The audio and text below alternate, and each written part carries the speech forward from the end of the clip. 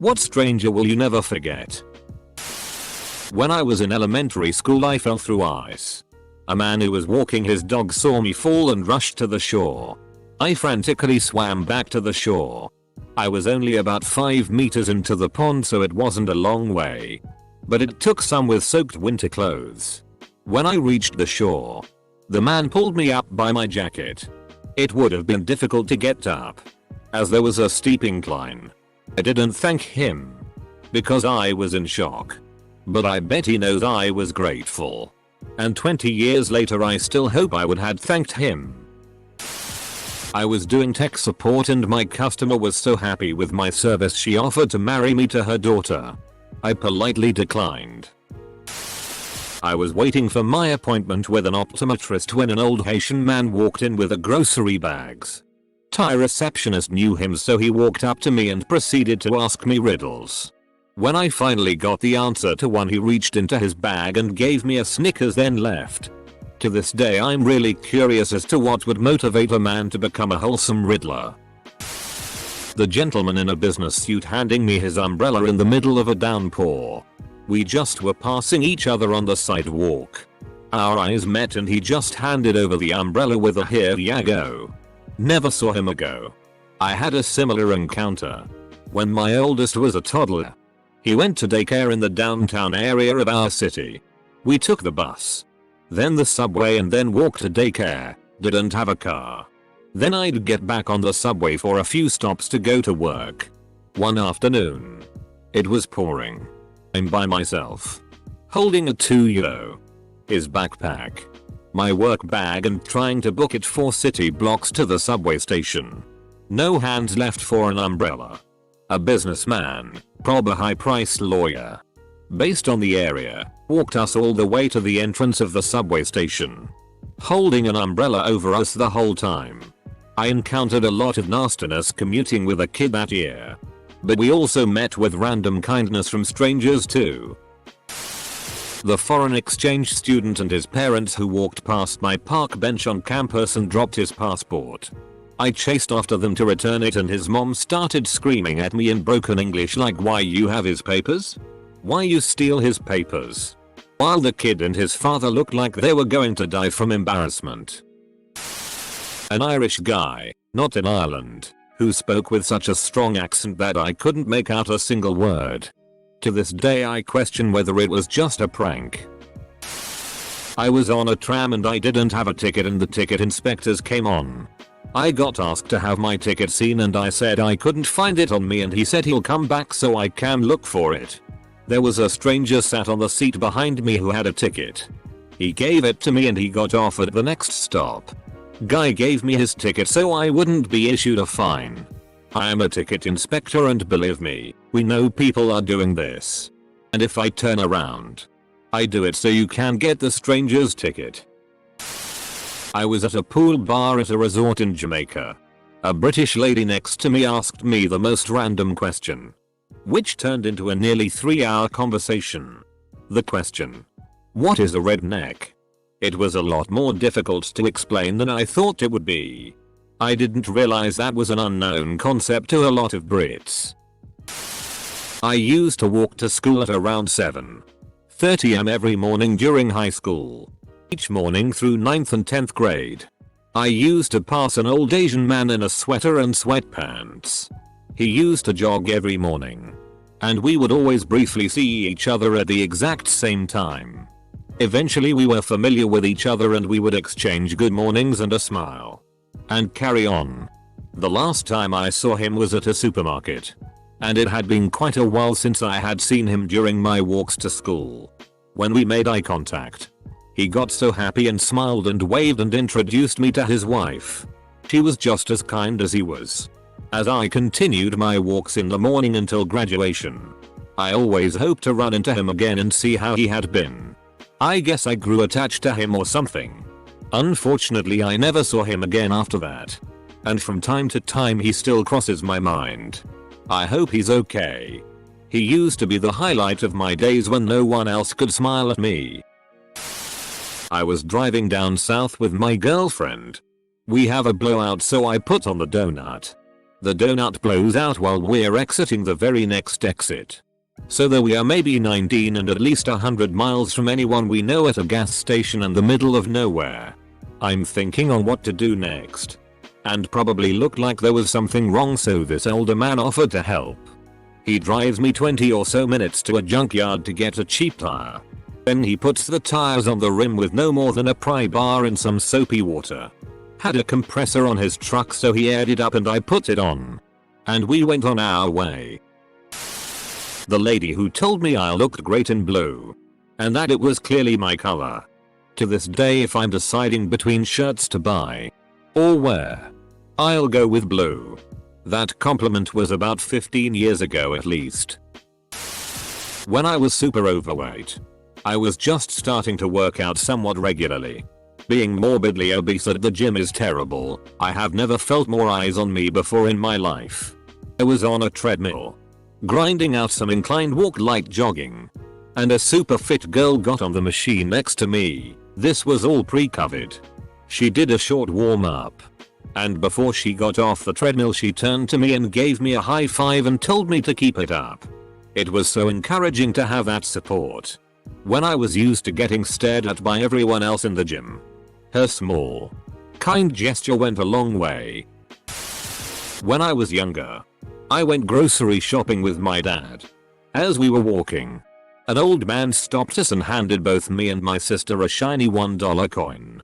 He told us that he wanted us to have them and to have a Merry Christmas. I never saw him again. But I think of that kind old man from time to time. There are a few. The biggest one was when I was homeless and asked a lady for the time.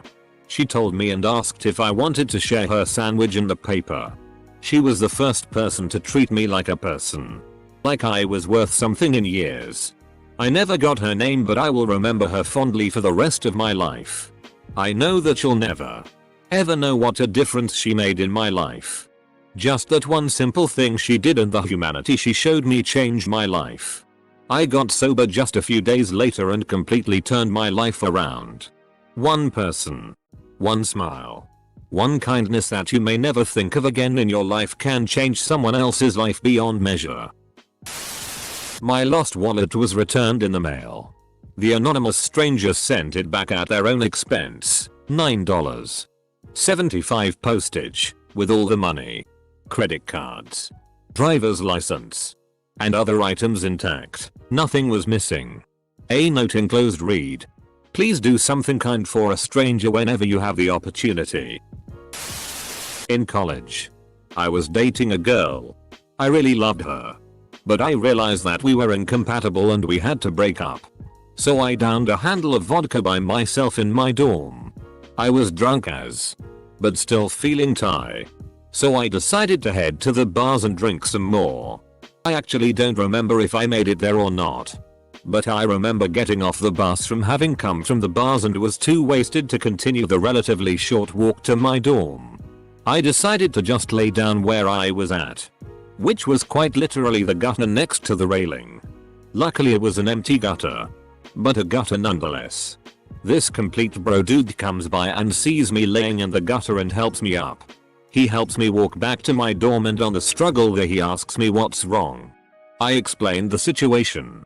I don't remember much of anything from the conversation, but I do remember him saying something to the effect of, "Bro, your problems aren't gonna be solved at the bottom of a bottle." Took a train to Nick by myself for the first time. I was 18. Second time to Nick. First time ever on a train.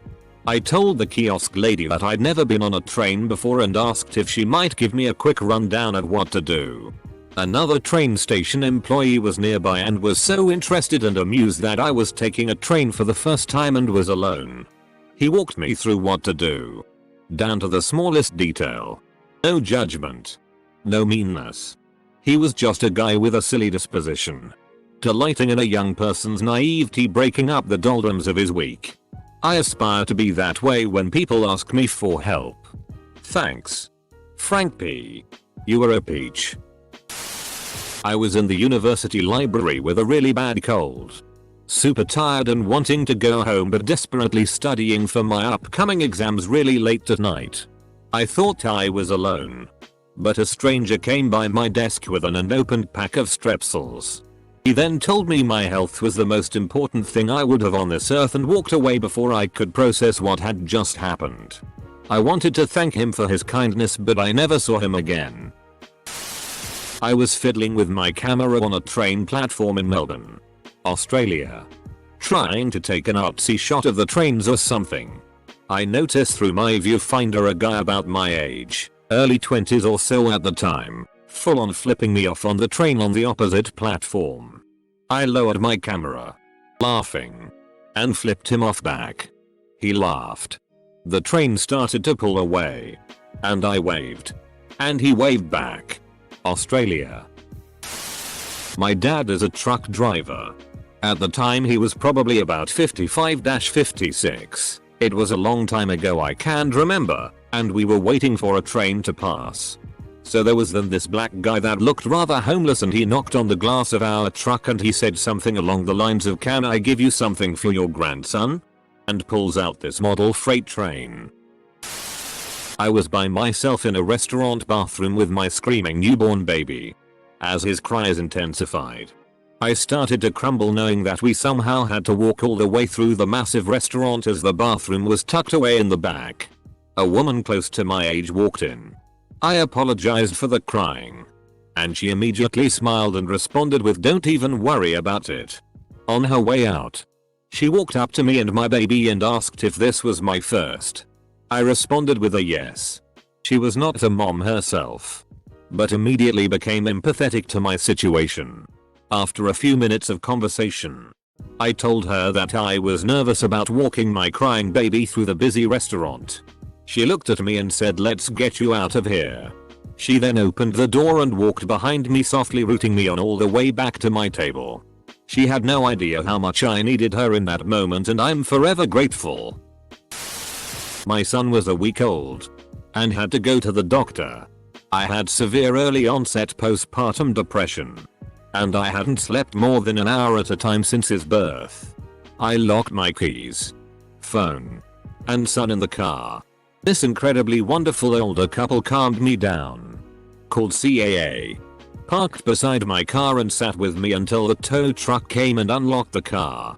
The tow driver refused payment. I will never forget those three people. When my wife and I first started dating, we were walking into a Trader Joe's holding hands.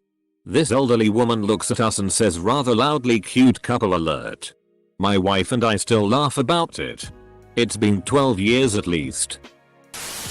I was walking on the street and a person came to me and said if I had any money. I gave him some. He looked at the money, told me it was sinful, and returned it to me. It was really weird. The money was my hard-earned money. Was on a solo trip to Amsterdam last year, partying it up as one does.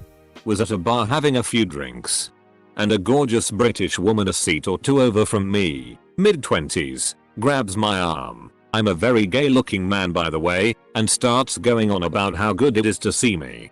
I got the hint and noticed an older guy bothering her and her friend. Played along with them as their long lost BFF until he left. We ended up spending the rest of the night bar crawling and getting trashed together. Having the best time. I'll never forget you, B. I'm a small lady and was at a thrift shop once, and a homeless man was following me and was asking to touch my hair. A stranger man came out of nowhere and said, "Ready, babe? Let's go check out." He walked me to the door and we went our separate ways. Real hero right there. Few years ago, I was stopping at a red light and there was an old man selling candy. He approached my car and I was ready to tell him I didn't want anything, but he motioned me to roll my window down, gave me a lollipop and some gum, and said to the beautiful young lady, "Never forget you're a star," and walked away before I could say anything. Needless to say, he brightened my day. Now, whenever I'm sad, I think about that man telling me I'm a star. Never fails to cheer me up. A little old Jamaican man came into work and gave me a rosary. He doesn't know me, but he told me he thought I could do with his prayers. I'm agnostic, but I put that rosary on my name badge, and when times are hard and customers are abusive, I play with it. It doesn't remind me that God is watching over me, but it does remind me that there is some good left in humanity. A man at Walmart around the holidays a few years ago paid our bill of over $200. It was at a time where we were struggling to make ends meet. So the timing could not have been any better. When I was at a bus stop once about 4 or 5 years ago, a nervous looking man asked me what time his bus came and informed me he was going for an interview. I told him the time, wished him luck, and then my bus came and I never saw him again.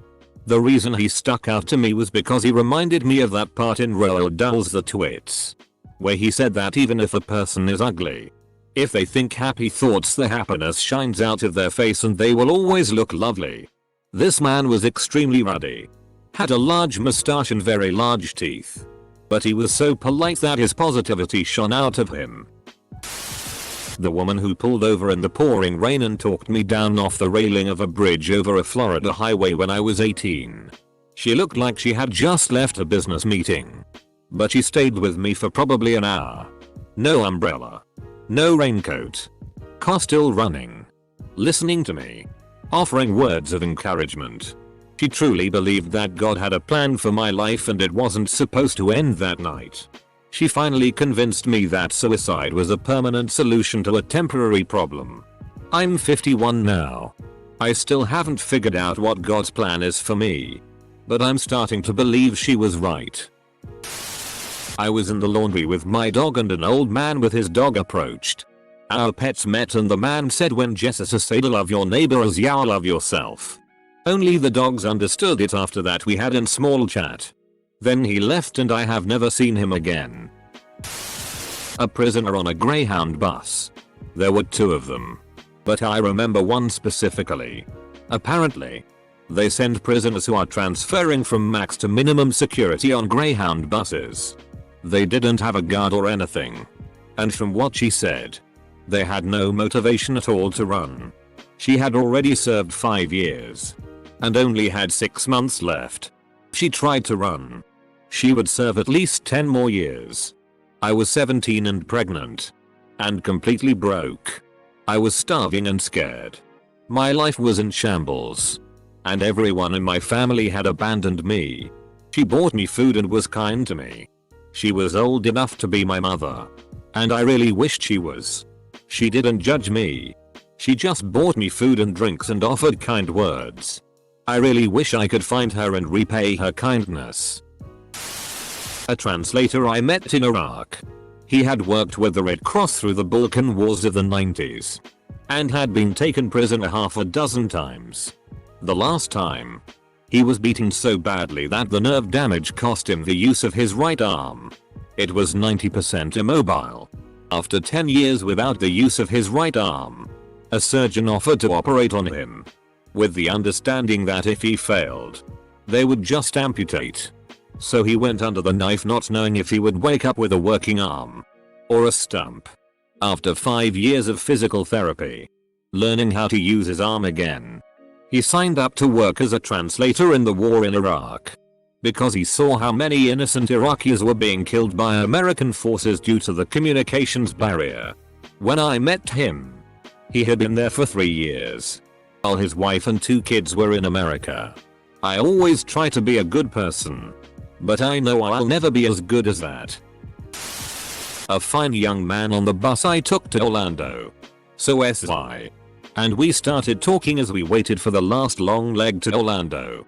We talked in line as we got on the bus, and sat next to each other the whole time, just talking and even flirting a bit. He was funny and thoughtful, but we knew we were just passing the time. Still, we talked so candidly during those last few hours that it made a real impression on me. We didn't exchange numbers or anything, but we both wished each other the best as he got off the stop before mine. I don't even remember his name and probably wouldn't know him if I saw him, but I remember the feeling of talking with him and, weirdly enough, even miss him. Hope he's alright. Went on a 3-day trip to Berlin and saw 2 women having a heated argument. It ended with one of them doing a cartwheel and throwing up her mid-left fingers, then running away.